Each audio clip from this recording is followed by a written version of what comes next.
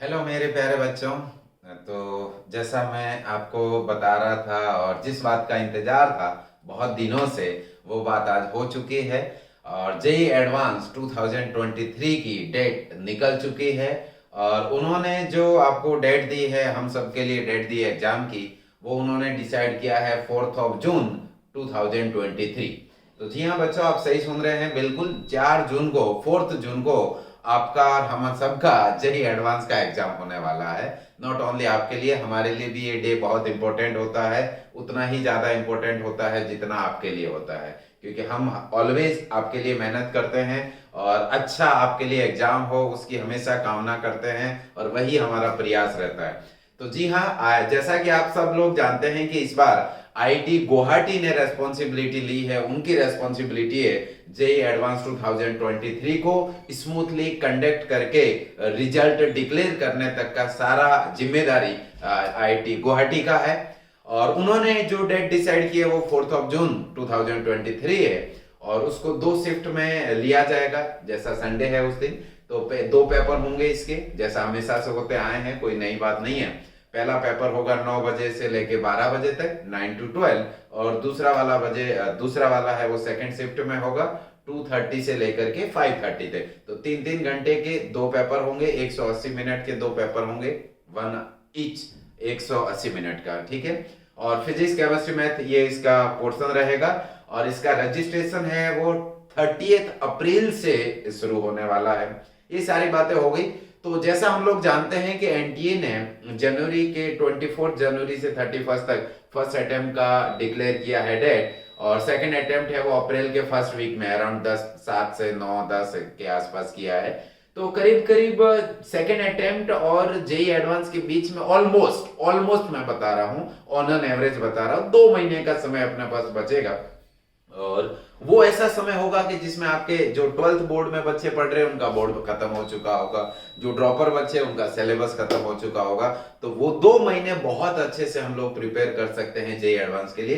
तो अभी आपको फोकस करना चाहिए जेई मेंस में। और एक और बात जो मैंने पिछले 2-3 वीडियो में भी बात करी थी, 75% के क्राइटेरिया को लेके, तो एनटीए वालों ने तो हमको डिलेमा में डाल दिया। पता नहीं वो क्या करेंगे, अभी क्या सोच रहे हैं, क्या करने वाले हैं आगे। वो कुछ ना कुछ कर ही रहे होंगे, वो कुछ अच्छा ही करेंगे। लेट्स होप फॉर पॉजिटिव, अच्छाई का सोचा जाए। और जेई एडवांस वालों ने ऐसा नहीं दिया। उन्होंने क्या बोला है कि जैसा मैंने पहले भी आपको बताया था, एक पहले भी मेरा इसके रिगार्डिंग वीडियो आया था, कि जेई एडवांस ने बोला गया है आपका एलिजिबिलिटी क्राइटेरिया कि जेई मेंस में टॉप 2.5 लाख, जी हाँ, 2,50,000 जेई मेंस के एग्जाम में से जो टॉप में 2,50,000 होंगे, जितने भी बच्चे स्टूडेंट एग्जाम देंगे उसमें से 2,50,000 को जेई एडवांस में एलिजिबल किया गया है। वो जेई एडवांस 2023 का एग्जाम दे सकते हैं। अब रही बात बोर्ड की, तो बोर्ड के लिए क्या किया गया कि बोर्ड में उन्होंने जेई एडवांस वालों ने, जो कि जॉइंट जैब एग्जाम कराता है, एडमिशन बोर्ड वो वाला एग्जाम कराता है, तो उन्होंने क्या किया गया है, उन्होंने ये बोला गया है कि आप 12th बोर्ड में यदि आपने 2 ही अटेम्प्ट उन्होंने बोला है। अभी तक 75 का क्राइटेरिया लास्ट 2-3 साल से उन्होंने हटा दिया गया था, इस साल वो फिर से लेके आए हैं। और उन्होंने बोला है कि 12th बोर्ड में यदि बोर्ड आपने 2022 मतलब पिछले साल किया है और इस साल आप ड्रॉपर है, तो आपके पास ये एक ही लास्ट मौका है जेई एडवांस देने का। और इस साल आप बोर्ड का एग्जाम दे रहे हैं, 2023 में ही बोर्ड का एग्जाम देने में आप अपियर हो रहे हैं, तो भी आप, ये फर्स्ट अटेम्प्ट है और अगले साल फिर से एग्जाम दे सकते हैं। जिन्होंने 2021 में बोर्ड का एग्जाम दिया था उनको इस साल जेई अपियर होने नहीं देगा, उनको अलाउ नहीं करेगा। और 75% मार्क्स, यहाँ तो 2 कंडीशन दी है, दोनों में से कोई भी वन ऑफ देम सेटिस्फाई होनी चाहिए। या तो आपके 12th बोर्ड में 75% मार्क्स होने चाहिए, या फिर आप अपने जितने भी बोर्ड है ऑल इंडिया में रेस्पेक्टिव जितने भी बोर्ड है, उस बोर्ड के टॉप 20 परसेंटाइल में आपका नंबर आना चाहिए।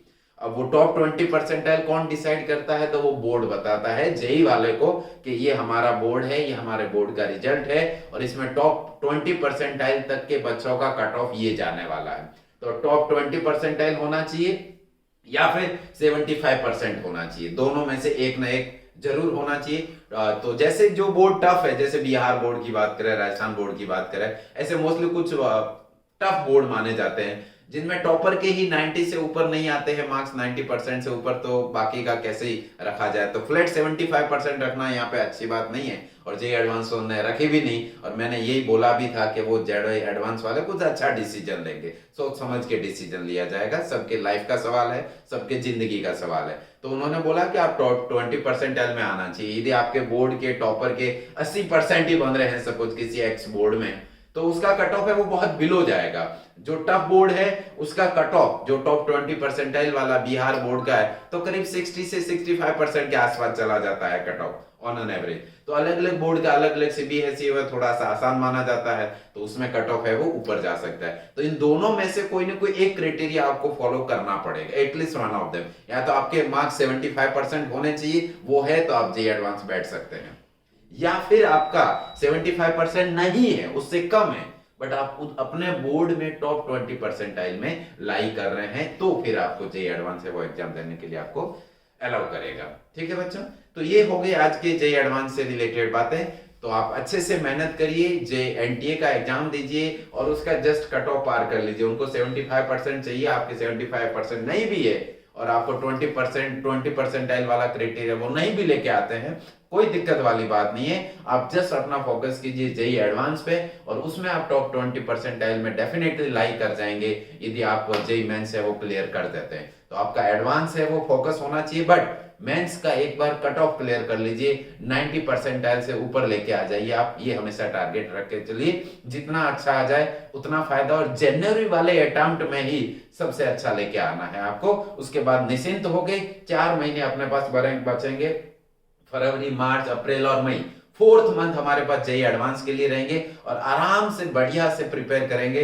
तो जेईई एडवांस भी टफ नहीं है, बहुत आसान है, और आप आसानी से इसको क्रैक कर जाएंगे। ठीक है बच्चों, तो मेरी बेस्ट विशेष है आपको, और लेट्स क्रैक इट, और all the best. Thank you so much.